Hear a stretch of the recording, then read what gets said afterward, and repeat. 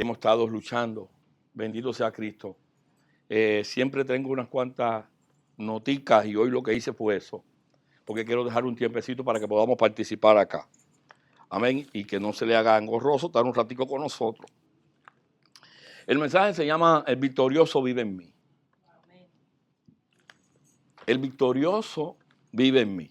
Y lo hemos cantado, incluso lo hemos hecho como si fuera un eslogan, pero no nos ha pasado como al pueblo de Israel, no hemos interiorizado ese gran misterio. Y la base está no en Oseas, que todos se conocen, Oseas 4:6, sino en Isaías 5:13. Dice algo parecido. Por lo tanto, mi pueblo fue llevado cautivo, cautividad, cautiverio, porque no tuvo conocimiento. Y su gloria pereció de hambre. Su presencia, la presencia de Dios, la gloria, se fue hambrienta. Y su multitud se secó de sed. Por falta de tener conocimiento. ¿Y cuál conocimiento, pastor? ¿Qué conocimiento? Conocimiento espiritual de todo esto. En la Biblia hay muchos casos de cautividad que se sufrieron por la falta de revelación o conocimiento espiritual. Tenemos el caso muy conocido de la parábola del hijo pródigo, que por falta de revelación de lo que era en su casa, lo que tenía en su casa, le dijo a papá, dame lo mío que me voy, y terminó con los cerdos. También tenemos el caso de Nabucodonosor, aquel rey que se creyó la última Coca-Cola y que todo lo que tenía era porque lo había conseguido, lo había luchado, lo había peleado, y Dios lo puso a comer hierba como los cerdos y como los caballos. Y el hombre tuvo que estar en cautividad. Y eso no está por gusto ahí. ¿Por qué no está por gusto ahí? Porque Dios lo dejó para nosotros también, para que no nos pase lo mismo, aunque lastimosamente sí está pasando. Y lo podemos ver en el mismo pueblo de Israel cuando fue sacado de Egipto.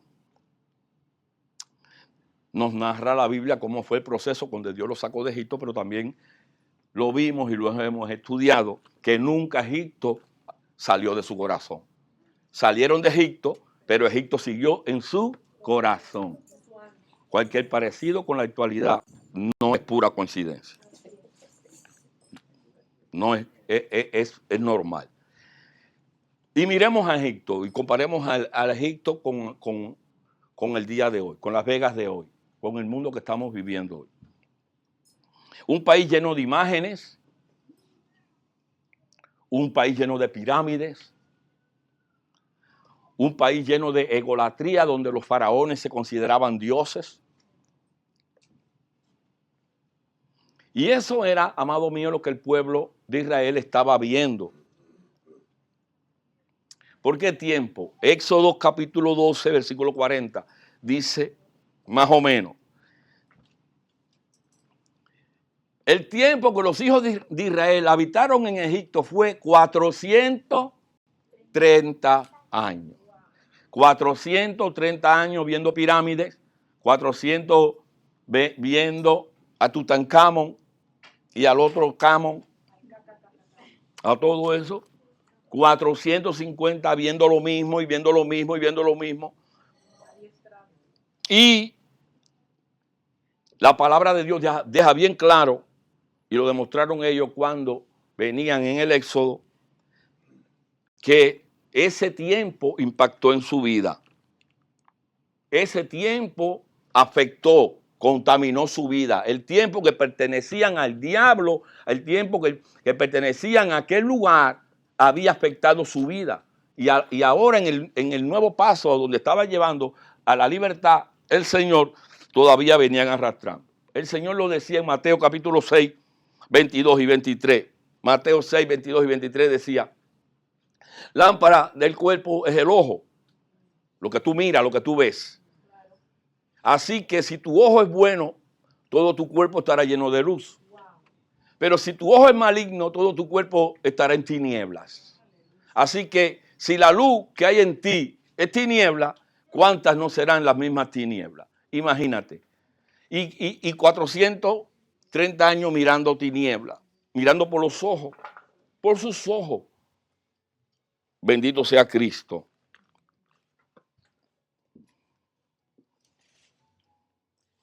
¿Qué es lo que estaban manifestando ellos cada vez que su cuerpo quería tirar a Egipto? Es una reflexión rápida para que participemos de la fiesta tranquilo, pero no quiero preocuparlos, es un día de victoria.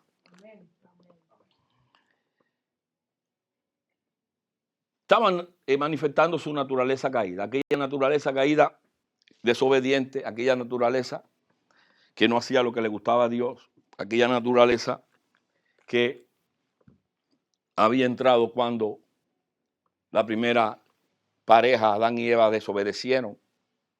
Génesis 2, 17.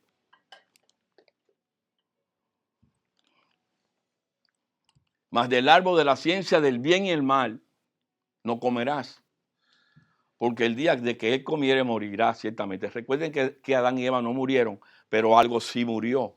Murieron espiritualmente, se quedaron separados de Dios, lo echaron del jardín, demostrando Dios que no quiere que su pueblo lo cuestione. Satanás vino y le dijo, lo que Dios no quiere es que ustedes sean como él, conociendo el bien y el mal. Ya ellos eran a la imagen y semejanza de Dios, no le hacía falta más nada. Nos dio a enseñar esto, que Dios lo que está buscando es un pueblo que se sujete a él, que confíe en él y que se deje guiar por él. Amén. No por nosotros. Un pueblo obediente es lo que quiere Dios.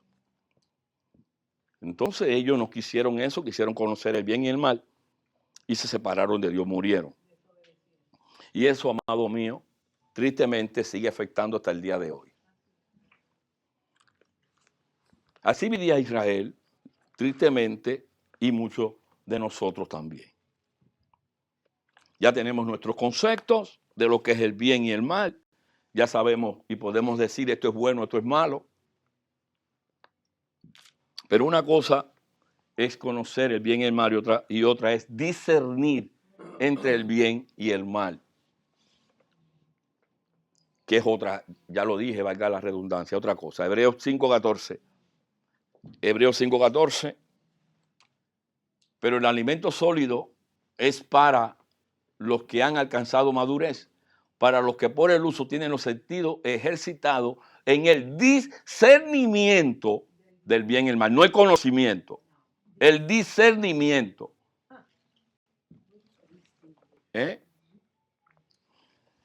Bendito sea Cristo. Diferencia. Y le voy a poner un ejemplo. Por ejemplo, recuérdese cuando Salomón, el Señor le dijo que si quería riquezas o conocimiento, sabiduría, él oró a Dios. ¿Y cómo oró? Primera de Reyes 3:9. Primera de Reyes, primer libro de Reyes 3:9. Dice, da pues a tu siervo un corazón entendido para juzgar a tu pueblo y para discernir entre lo bueno y lo malo, porque ¿quién podrá gobernar tu pueblo tan grande? Hasta el día de hoy tenemos que tener discernimiento, no conocimiento, porque hoy decimos esto es bueno, esto es malo, pero discernir es saber si verdaderamente eso lo que es bueno conviene. Lo que tú estás llamando bueno es lo bueno de Dios. Si lo que tú estás llamando que lo malo es lo malo de Dios. Pero cada cual tiene su propio bien y su propio mal. Y mírenlos en los hogares. En los hogares yo me imagino que hay una guerra entre cada cual que tiene su bien y su mal. El primer encontronazo es en la casa. Y el que esté libre de pecado, menos yo y la pastora. Pero es así, siempre hay esta diferencia. Pero el mismo Jesús nos dejó bien claro, si vamos a Lucas 22:42, Miren a Jesús. Lucas 22:42 dice, Padre, si quieres pasa de mí esta copa, pero no se haga mi voluntad, sino la tuya. Para mí es bueno que tú pases de mí esta copa, porque está dura. Pero tengo discernimiento para saber qué consecuencia habrá si yo tomo esa copa. Imagínate que en esa copa estaba él, la copa le llevaba todo tu pecado, todo lo que él vino a hacer. Si él pasa esa copa, todavía estuviéramos enredados. Gracias a Dios estamos salvos por él. ¿Entienden? Esto no lo quiero. Esto para mí es malo. Esto para mí es malo. Pero que se haga tu voluntad y no la mía. Eso se llama discernimiento. Ellos, aquellos israelitas, entre comillas, para no decir nosotros también, no habían entendido lo que había ocurrido cuando Dios los sacó de Egipto. Aquel día que se celebró aquello que se llamó Pascua o Día de Liberación. Para que cuando lleguen esas fechas y digan, vamos a celebrar la Pascua, ¿qué significa? La liberación. Aquel día que Cristo nos libertó. Y ellos no tenían esa visión. Ellos no tenían esa revelación. Todavía estaba operando en ellos su muerte. Por eso que para poder entender los misterios de Dios hay que haber nacido de nuevo. Si tú no has nacido de nuevo, estás como aquello. No entiendes. Bendito sea el Señor. Ellos estaban muertos todavía. Cuando ocurre la liberación, que no solamente era sacarlo de Egipto, había que hacer algo allí. Y ya había una tipología de lo que iba a ocurrir, que fue la muerte del Cordero. Jesús hizo algo, y quiero que tengan un momentico de atención espiritual. Ojo, atención espiritual. Aquel día, Dios iba a matar a todos los primogénitos. Y usted me va a poder decir, pastor, nada más que a los de Egipto. Dios ese día iba a matar a todos los primogénitos. Y aquí hay un misterio, porque Dios iba a matar a los primogénitos de Egipto para muerte, pero iba a matar a los primogénitos de Israel para vida. Porque en ese momento que se estaba entregando aquel cordero de la Pascua, estaba muriendo el primogénito de todos.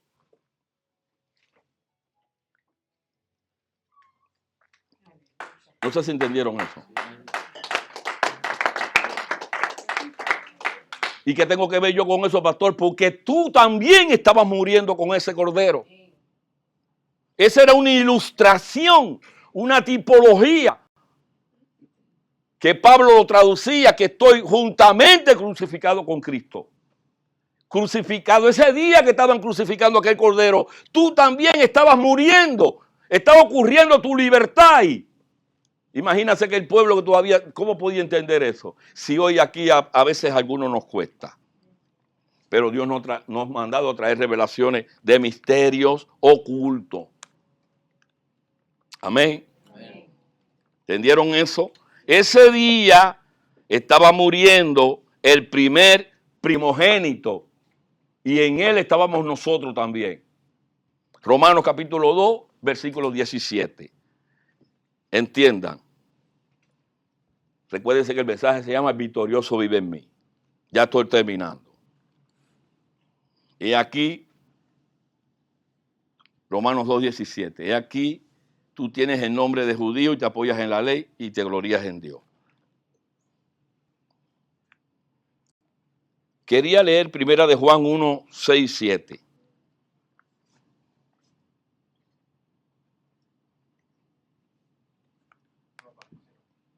Primer libro de Juan, capítulo 1, 6 y 7. Exacto. Si tenemos comunión con Él, si decimos que tenemos comunión con Él y andamos en tiniebla, mentimos y no practicamos la verdad. Pero si andamos en luz, como Él está en luz, tenemos comunión unos con los otros. Y la sangre de Jesucristo, su Hijo, nos limpia de todo pecado. Amén. Escuchen esto. Estaban en aquel lugar. Había que comerse al cordero. No era sacrificarlo y llevarlo al altar. Era comérselo. Y ahí hay una ilustración de lo que el Señor quiere que hagamos con el Cordero de Dios, el que quita el pecado del mundo, que nos lo comamos, para que ya esté ahora, ¿dónde? ¿Dónde está ahora si te lo comes? Dentro.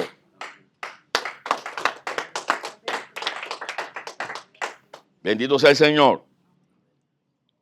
Yo pensando,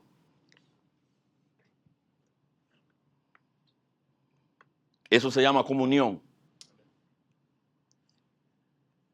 Eso se llama comunión, comérselo.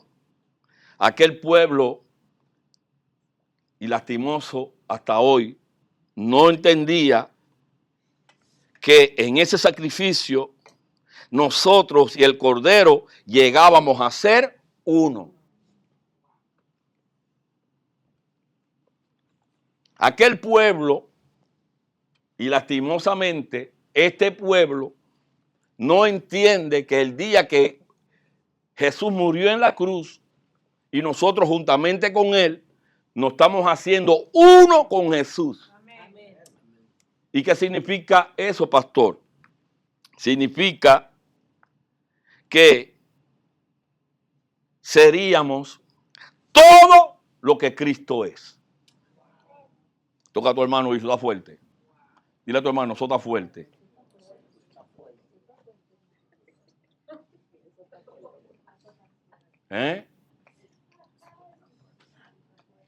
Uno con Él, uno con Él, uno con Cristo, y entonces tú eres todo lo que es Cristo.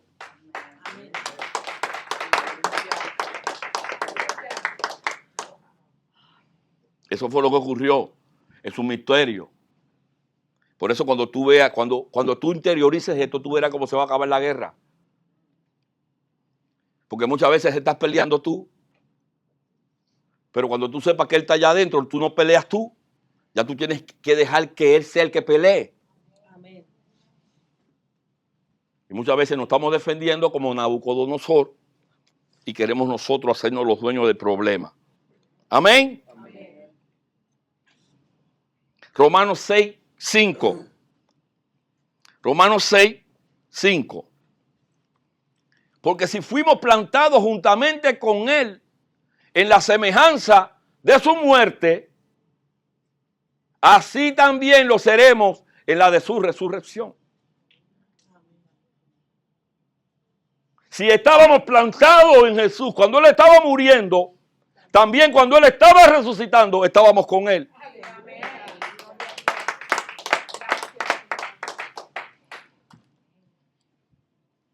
Es difícil. Pablo lo trató de explicar de esta manera. Primera de Corintios, capítulo 5, versículo 7. Pablo trató de explicarlo. Dice, limpiaos pues de la vieja levadura, para que seáis nueva masa, sin levadura como sois. Porque nuestra Pascua, aquello que pasó allí, que es Cristo, ya fue sacrificada por nosotros. Amén. ¿Qué tú entiendes ahí? Nuestra Pascua, nuestra liberación, nuestra muerte, nuestra crucifixión y nuestra resurrección fue Cristo. Amén. Nuestra, Cristo. Y ya Él lo hizo por nosotros. Bendito sea el Señor. El victorioso vive en mí, se llama el mensaje. día de celebración, pero de reflexión. Ya no tienes que hacer nada. Ya Él lo hizo. Nadie ni nada podía hacerlo. Solo Jesús. Hebreos 2:14 dice, así que, por cuanto los hijos participaron de carne y sangre, Él también participó de lo mismo, para destruir por medio de la muerte al que tenía el imperio de la muerte. Ese es al Diablo. Nadie podía hacerlo. Nadie podía hacerlo. Ni tú lo puedes hacer solo. Ni tú puedes hacer solo. Ni tú puedes batirte con el diablo solo. Ya uno lo hizo. Lo venció. Y te dio la victoria. Amén. Y esa victoria está en ti. Ya está en ti. Lo que tiene que revelársete. Si no se te revela, vas a seguir peleando. Vas a seguir fajado. Ya la libertad está en ti. El sanador está en ti. El libertador está en ti. El que resuelve los problemas está en ti. Si Él está en ti, ¿qué te falta? Eso es no solamente oírlo. Jesús no quiere una iglesia que sea oidora, sino hacedora. Que nos apropiemos de esto, porque estamos batallando nosotros. Y es un sin vivir y sin acabar. Tiene que meterse Jesús en el asunto. Y que venga nuestra paz. Pedro también dijo algo. Pedro en 1 de Pedro 1:20 decía algo. Dice, ya destinado desde antes de la fundación del mundo, pero manifestado ahora en los tiempos postreros por amor de nosotros. Ya Jesús que habita en la eternidad, Jesús que habita en la eternidad, Él sabía que tenía que venir Él y morir Él. Por eso desde antes de la fundación del mundo, ya Él fue. Entonces no lo vean solamente en la Pascua, ya Él lo había hecho. Entonces estamos cargando todavía. El Señor nos saca de Egipto y todavía tenemos nuestras imágenes, nuestros ídolos, nuestra idolatría. Porque no hemos entendido que ese día, cuando se metió Jesús, salió Egipto. Salió. Ya no tiene más parte el pasado en tu vida. Amén. Pastor, ¿y por qué siguen batallando? Porque no se te ha revelado. Mira el pueblo de Israel. Porque no entendieron lo que pasó allí. Cuando Él dijo, cómanme. Cómanme. Bendito sea el Señor. El primogénito de los muertos.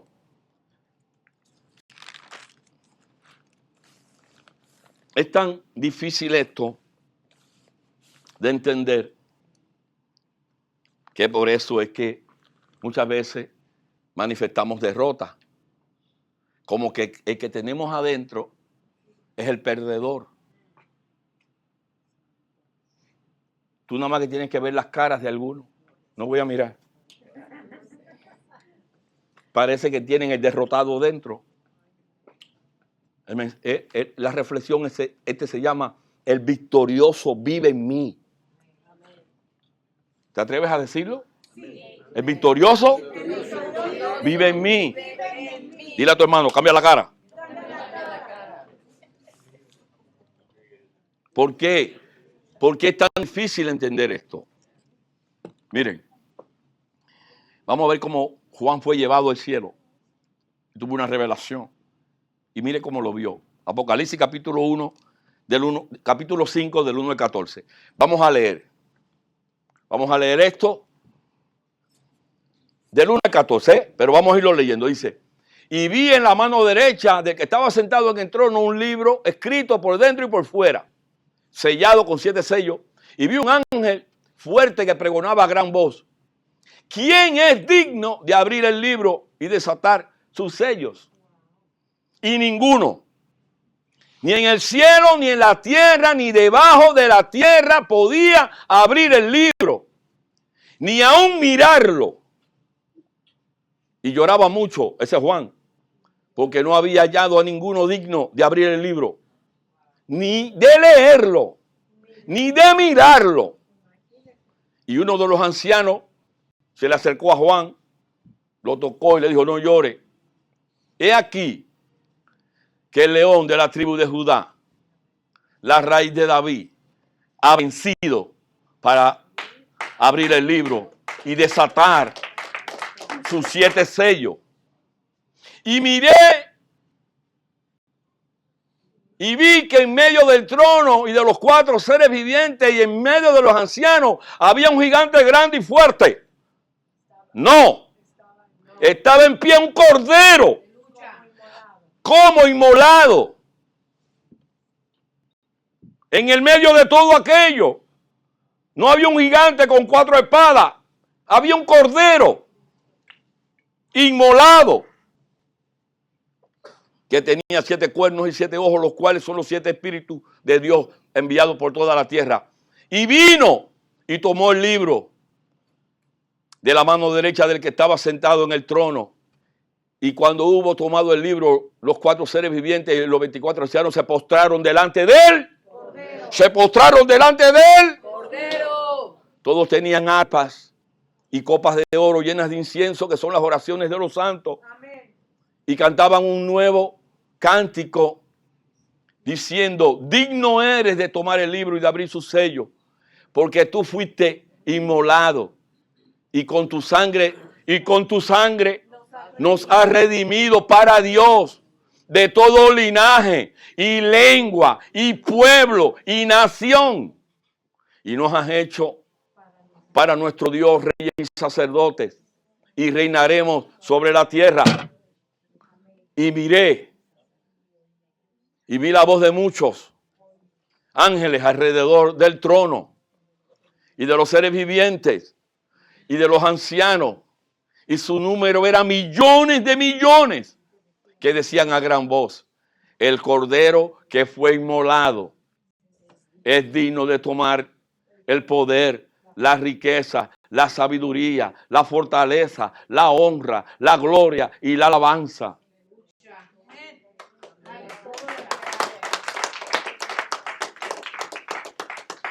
Miren esto de nuevo.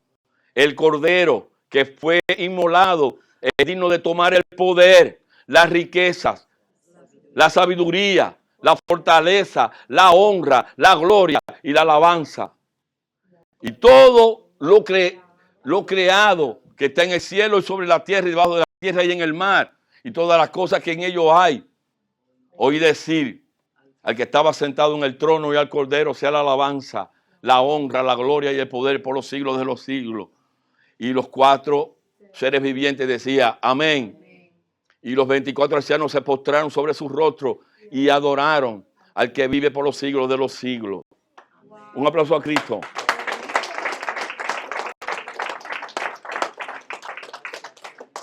Eso es lo que hace difícil. Eso es lo que nos hace difícil creer que ese cordero está dentro de nosotros. Cuando oímos todo lo que lleva ese cordero, nos vemos tan poca cosa que no nos pasa por nuestra mente finita que un Dios tan poderoso, con tanta gloria, con tanta riqueza, con tanta sabiduría, haya decidido venir a morar en nosotros. Por eso estamos como Bartimeo junto al camino mendigando. Ese es el mensaje. Amén. Cuando seamos capaces de ver esto espiritualmente y saber que cargamos al Cordero vencedor, no hay que darnos mucho para despojarnos y limpiarnos de la vieja naturaleza.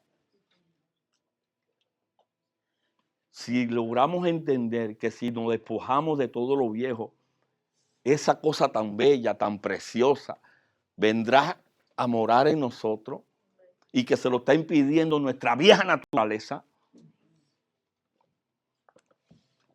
Todo hombre viejo ya fue vencido y no tiene ninguna autoridad en nosotros. Ni él, ni su líder, el diablo. Porque en el cielo había un vencedor que se llamaba el Cordero de Dios. Amados, no miremos como el mundo mira, viciado de Egipto.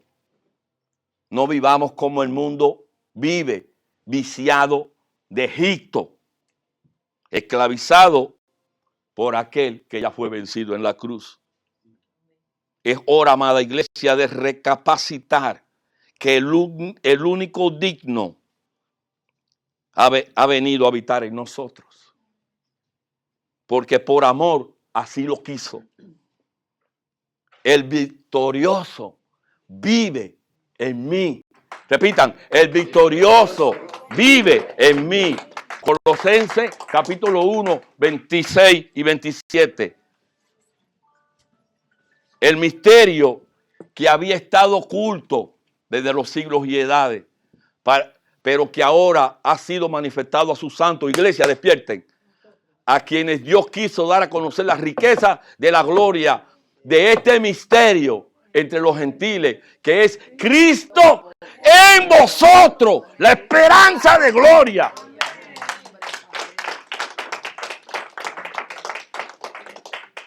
Aquel Cordero lleno de todo, sabiduría, gloria, riqueza, honor, alabanza, es Cristo. Ese Cordero es Cristo. ¿Y sabe dónde escogió vivir? En ti. En ti. Y si Cristo está en ti, ¿dónde está el diablo? Bajo tus pies. Entonces preocúpate, iglesia, porque Cristo vive en ti y no le haga tanto caso al diablo. Cierren sus ojos, que voy a orar. Padre, en el nombre de Jesús, te doy las gracias por haberme escogido como gusano, dice tu palabra que era. Sin embargo, escogiste no porque yo quise ni por ningún mérito, sino porque te dio la gana, por amor. Escogiste vivir en mí y traer toda la gloria del cielo para mí. Y ahora mora en mí. Tengo excelencia, Padre. Gracias, Jesús. Gracias porque no era merecedor de nada. Era un desobediente y un pecador. Sin embargo, me amaste y viniste a mi corazón a sanar todas mis heridas, tantas físicas como espirituales. A sanar cada herida de mi corazón. Cada enfermedad la llevaste toda.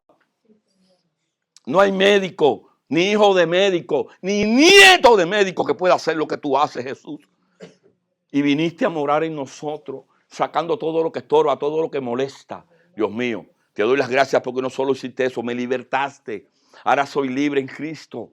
Ahora puedo hacer lo que el enemigo no me permitía.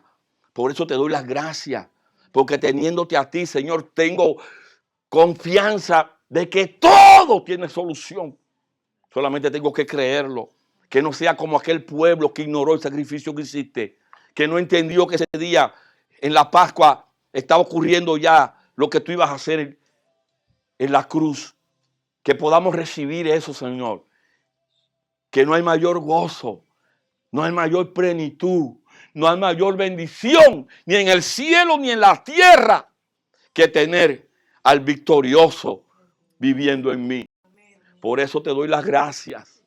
En el nombre de Jesús, recibe toda la gloria y toda la honra por los siglos de los siglos. Amén, amén, amén. Un aplauso a aquel